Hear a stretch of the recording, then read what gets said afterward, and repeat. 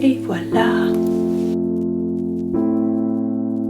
Ça caille, ça caille, ça caille. Bonjour à tous, j'espère que vous allez bien. Je suis ravie de vous retrouver aujourd'hui pour une nouvelle vidéo consacrée à la danse. Je poste une vidéo toutes les semaines en ce moment, donc n'hésitez pas à vous abonner si ça n'est toujours pas fait, à liker la vidéo également, ça me donnera un coup de pouce. Donc, je vous préviens, j'ai la voix complètement éraillée aujourd'hui, voilà, vous devrez faire avec. Aujourd'hui je vais vous faire une vidéo consacrée à la danse sur un sujet que je voulais aborder déjà il y a un sacré bout de temps. C'était une vidéo que j'avais déjà en tête. Puis comme récemment une abonnée m'a contactée sur Instagram pour me poser une question bien spécifique à ce sujet, c'est-à-dire au sujet de la force. En gros, comment on gère sa force en danse et surtout comment on gère son endurance, parce que finalement c'est surtout de l'endurance pendant le cours dont on va parler aujourd'hui, parce que ça n'est pas tout d'avoir des muscles et de la force physique, voilà, enfin concrètement la force c'est lié aux muscles, ce n'est pas tout d'avoir des muscles, hein. Il faut savoir déjà s'en servir et surtout il y a plein d'autres éléments qui vont vous aider en fait pour être plus endurant pendant le cours de danse. Donc vous pouvez tout à fait faire du renforcement musculaire si vous le souhaitez. Personnellement ce n'est pas quelque chose que je privilégie. En tout cas pour l'instant je n'ai pas forcément le temps ni l'envie de le faire. Ce sont des choses qui se font en danse, de faire du renforcement musculaire, vous pouvez faire des pilates, ce genre de choses à côté pour vous renforcer. Vous n'êtes pas obligé de faire des squats, des abdos, des choses comme ça, hein, vraiment. Puis si vous êtes régulier à votre cours de danse et éventuellement au cours de barre au sol, vous allez de toute façon gagner en force et gagner en endurance voilà, au fur et à mesure, quoi. Enfin, dire, logiquement plus vous faites de la danse, plus vous gagnez en endurance. Parfois c'est un peu plus compliqué que ça. C'est-à-dire que en fait déjà ça va dépendre de la morphologie de la personne et puis surtout ça va dépendre de beaucoup de choses, en fait beaucoup de paramètres, et on va voir ça dans cette vidéo. Je vais déjà vous expliquer un petit peu le contexte dans lequel cet abonné m'a contacté. Donc voilà, c'était sur Instagram. Donc déjà je vous laisse découvrir ma page Instagram que vous trouverez ici et puis en barre d'infos. Je vais vous lire maintenant le message de cet abonné, donc qui s'appelle Rosalie. Bonjour, depuis plusieurs cours de danse, je me rends compte que mes muscles fatiguent assez vite et c'est frustrant car je n'arrive pas toujours à faire ce que je voudrais. Donc je me demandais si tu avais des conseils à me donner. Donc effectivement j'avais prévu de faire une vidéo au sujet de la force, mais plus particulièrement au sujet de l'endurance, parce qu'il ne s'agit pas seulement de développer sa force pour gagner en endurance au cours de danse. Évidemment que plus vous êtes musclé, plus ça va aider, ça me paraît tout à fait logique. Il y a plusieurs stratégies à mettre en place pour développer déjà votre endurance sans forcément développer votre force, mais bien sûr tout ça avec le temps ça va développer votre force également. Vous verrez ensuite que vous allez être beaucoup plus performant en fait sur la durée du cours, que vous n'allez pas vous fatiguer. Pour comprendre un peu d'où venait son problème, en fait son problème d'endurance, son problème de manque de force, en fait je lui ai posé des questions sur déjà quel type de danse elle pratiquait. Donc elle pratique la danse classique depuis 4 ans. Alors elle fait un petit peu des pointes, mais elle dit qu'elle n'a pas un excellent niveau en pointe, qu'elle pratique les pointes surtout à la barre et pas tellement au milieu.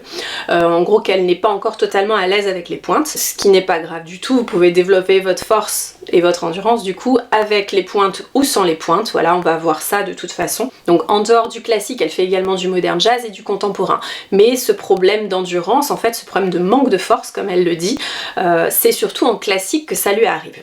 Donc moi je vais essayer de vous expliquer un petit peu pourquoi ça arrive et aussi comment on peut pallier à ce problème. Elle se fatigue principalement au milieu, c'est-à-dire après la barre, au moment des développés, des équilibres, des variations, etc.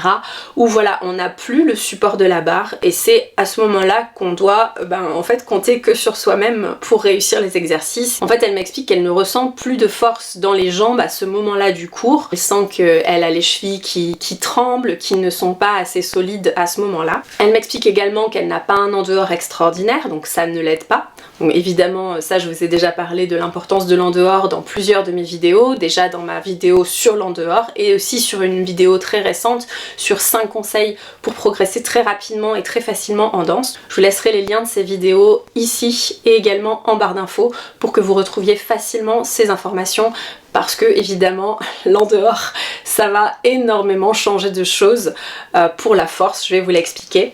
Donc, ce qu'il faut savoir aussi c'est qu'elle a 15 ans, donc elle est relativement jeune, même si ça fait 4 ans qu'elle fait de la danse et 2 ans qu'elle fait des pointes, donc elle a quand même on va dire un minimum d'expérience en danse. Comme on en a discuté ensemble aussi, elle a une morphologie plutôt mince avec des jambes minces et c'est exactement moi le problème que j'ai rencontré parce que même si vous êtes mince, vous pouvez avoir des muscles assez développés en fait au niveau des mollets, des cuisses. Tout dépend de votre morphologie, aussi de votre ossature.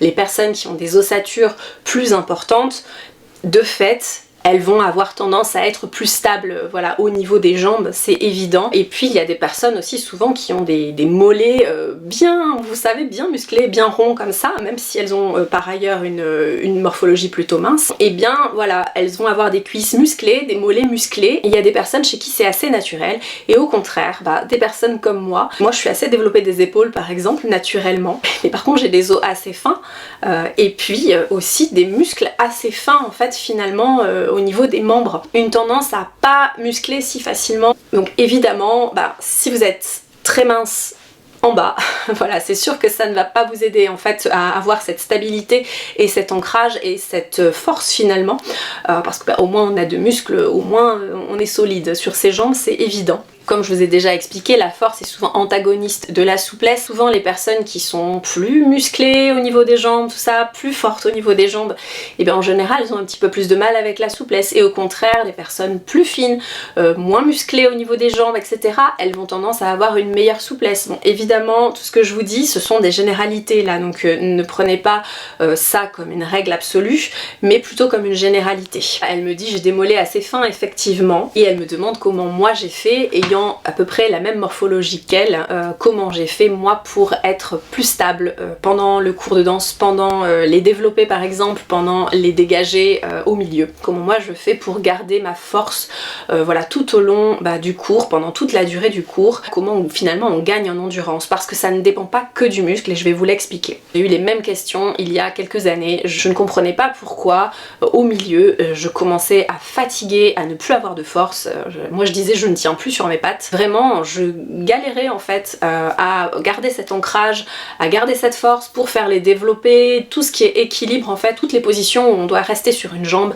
les arabesques, les développés, voilà, tout ça en fait, même des relevés sur une jambe. Et en fait, je vous assure que ce sont des choses qui sont faciles à travailler. Je vais vous donner quelques astuces dans cette vidéo. Première chose déjà, c'est de prendre conscience qu'on manque de force, principalement dans les jambes, parce que c'est surtout à ce niveau-là en fait que se joue l'équilibre, l'endurance. On vous demande pas d'être ultra balèze sur le haut du corps. En fait, il y a une stabilité, une solidité au niveau du ventre et du bas-ventre qui sont très importantes en danse classique. Évidemment, ça va être très important cette partie, il ne faut pas la négliger. Ce qu'on ne veut surtout pas faire, c'est rajouter de la lourdeur au niveau des épaules et des bras. Moi, c'est quelque chose que j'avais tendance à faire, parce que voilà, j'ai un peu tendance à être comme ça. Je vous en ai déjà parlé. Un jour, dans un cours de danse, un professeur m'a dit il faut imaginer qu'on est un arbre. Donc un arbre, il a un tronc solide, mais il a surtout des racines bien ancrées profondément dans la terre, bien solides. Ce qu'on veut, voilà, au contraire, au niveau du haut du corps, c'est d'être tout léger, vous voyez, comme des branches avec des feuilles, quelque chose d'aérien. L'idée, c'est d'avoir une légèreté dans le haut du corps, pas de difficulté, pas de tension, pas de crispation inutile, et par contre d'avoir déjà un centre solide et surtout des jambes bien ancrées, bien solides. Tout ça bien sûr, comme vous le savez, je vais le répéter encore une énième fois, le placement du dos est indispensable, le placement de l'en-dehors également est indispensable.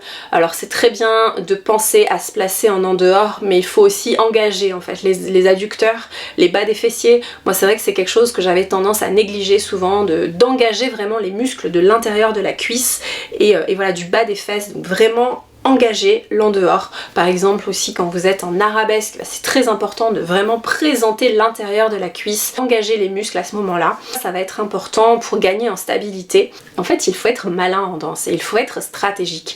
On ne veut pas dépenser des tonnes d'énergie pour faire tous les exercices. Mais par contre, ce qu'on veut, c'est avoir le bon placement, avoir le bon en dehors, mettre la force là où elle est nécessaire uniquement, pour justement économiser cette énergie pour la suite. Et c'est pareil pour les danseurs professionnels, quand ils bossent toute la journée et qu'ils ont un spectacle le soir, en fait leur énergie et leur force, ils vont l'économiser tout au long de la journée pour mettre le paquet le soir. Donc il faut avoir cette idée en tête. Là, vous allez pouvoir facilement faire des développés. Je dis pas que vos développés ils vont être là, voilà, ça vient progressivement, mais déjà si vous êtes bien placé pendant les développés, c'est super important et vous allez gagner en stabilité et c'est comme ça que vous allez mieux travailler et petit à petit vous arriverez petit à petit à mettre votre jambe jambe tout à fait en haut et à garder la stabilité à la base sur la jambe de terre. Tout simplement, moi je vais vous proposer de faire le test avec les dégagés et vous allez voir que si vous êtes bien placé, bien en dehors, vous verrez que vous aurez vraiment plus de facilité à faire les dégagés. Voilà, avec tout ça, vous pouvez gagner en équilibre déjà sans avoir travaillé votre force au préalable. Et ça fait que vous économisez en fait votre énergie, votre force pendant le cours. Et ce qui fait que vous êtes moins fatigué, puisqu'en fait vous êtes stable. Si vous êtes bien placé déjà de base, vous verrez que vous dépenserez l'énergie et la force uniquement là où vous en avez besoin. Et tout ça, ça va économiser déjà de la charge mentale et vous allez économiser votre force dans le reste du corps. Alors déjà pendant la barre, pensez à ne pas trop agripper la barre. Justement, essayez de vous entraîner un petit peu sur les équilibres à ce moment-là et déjà sur votre force, comptez sur votre corps même en fait pour avoir cette stabilité. Vraiment éviter de mettre de la lourdeur dans les épaules, dans les bras. Moi c'est quelque chose que je faisais à une époque et je me rendais pas vraiment compte et en fait je me fatiguais aussi beaucoup comme ça et quand j'ai compris qu'il fallait mettre vraiment de l'énergie dans le bas du corps, dans les jambes, dans les pieds, cet ancrage comme ça solide au sol, en fait ça m'a tout allégé le haut et en fait les mouvements je les faisais avec beaucoup plus de facilité. Donc il faut mettre vraiment de la conscience dans le bas du corps, vraiment les jambes, les pieds.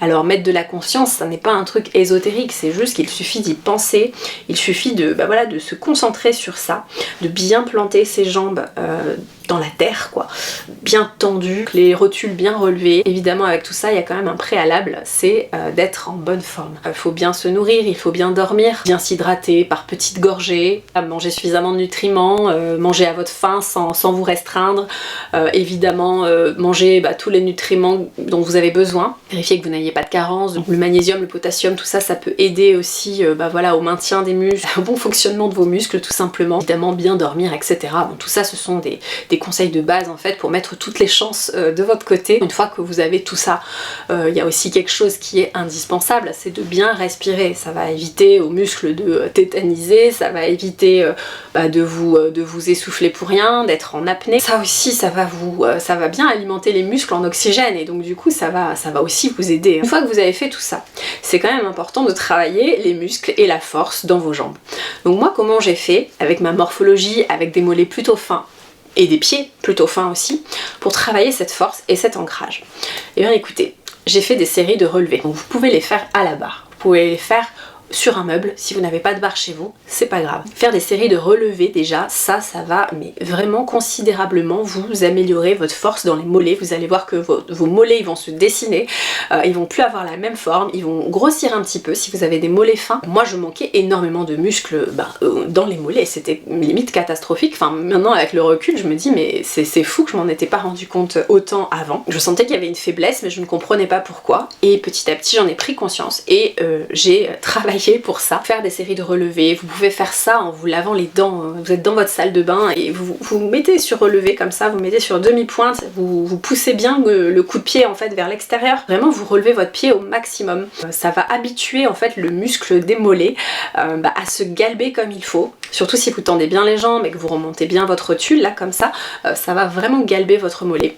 Et là vous allez vraiment gagner en force. Ça quelques secondes régulièrement dans la journée, quelques minutes, en vous lavant les dents, peut-être en cuisinant. Moi ça m'arrive, vous savez, je vais dans mon salon, je vais dans ma cuisine et puis je sais pas, je suis en train de réfléchir à des trucs qui ont rien à voir et je me mets sur relevé comme ça et quelques secondes je fais des petits pas, je fais des petits relevés, des relevés même sur une jambe, sur une autre, etc. Et en fait en faisant ça plusieurs fois comme ça dans la journée ou de temps en temps dans la semaine, voilà, en fait vous allez même pas vous en rendre compte mais vous allez vous muscler tout bêtement. Après il y a un exercice aussi qui peut être très bien, déjà pour vous échauffer aussi avant le cours à la barre.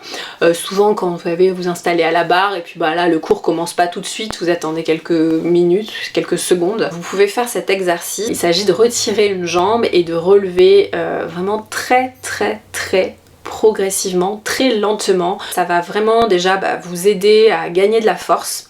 Ça évite également les blessures. Ça c'est très important. C'est une technique qui est utilisée, je crois que c'est par l'Australian Ballet. Ils avaient montré ça une année dans le World Ballet Day, je ne sais plus quelle année. Je me demande si c'était pas 2019 ou 2018, je ne sais plus. Mais ils avaient montré cette technique pour vraiment déjà ne pas se blesser, bien préparer le bas de jambe. Et ça va vous muscler le bas de jambe et voilà, et de manière saine, voilà, sans forcer, sans vous blesser. C'est vraiment quelque chose de préventif pour les blessures. Là, moi je fais souvent ça au début du cours. En plus voilà, ça fait travailler un petit peu les tendons d'Achille, les chevilles, voilà, ça les prépare en fait au cours. Donc maintenant, un autre exercice qui est très intéressant pour développer sa force dans le bas de jambe, c'est de travailler les relevés sur une jambe puis sur l'autre à une vitesse normale, mais également de les travailler vraiment au ralenti. Vous allez faire 4 relevés en reculant sur une jambe puis sur une autre, et puis ensuite vous allez faire la même chose sur une jambe puis une autre, mais en avançant, et vous faites ça très lentement. Bien sûr, vous n'avez pas l'aide de la barre pour faire cet exercice. L'idée c'est vraiment de s'entraîner, ça va être difficile au début, mais vous allez finir par y arriver. Et vous allez considérablement gagner en force dans le bas de jambe grâce à cet exercice. Voilà, c'est tout pour aujourd'hui. J'espère que ça vous a plu, j'espère que cette vidéo vous aura été utile, qu'elle vous aidera à gagner en force, mais surtout à économiser votre force en fait pour gagner en endurance pendant le cours et surtout ne pas être épuisé à la fin du cours. Voilà, évidemment, si vous avez d'autres conseils à partager, n'hésitez pas à les lâcher en commentaire. N'hésitez pas à vous abonner à la chaîne si ça n'est toujours pas fait, à mettre un pouce vers le haut pour m'encourager bien sûr. Il y a une nouvelle vidéo toutes les semaines désormais. Je suis très active en ce moment et ça continue pour toute l'année. Moi je vous retrouve la semaine prochaine pour une nouvelle vidéo.